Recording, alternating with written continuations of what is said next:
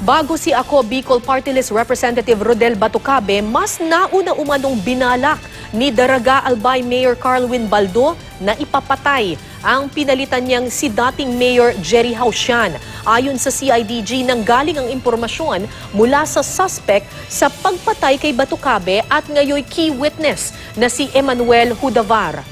Parehong mga tao lang din daw ang dapat papatay kay Hausian sa halagang 350,000 piso. Pero hindi raw ito natuloy dahil namatay sa lung cancer si Hausian noong 1 taon habang nakaupong mayor. Kaya humalili bilang alkalde ng Daraga si nooy Vice Mayor Baldo. Naharap ngayon si Baldo sa mga reklamong double murder at 6 counts of frustrated murder na inihain ng pulisya sa DOJ.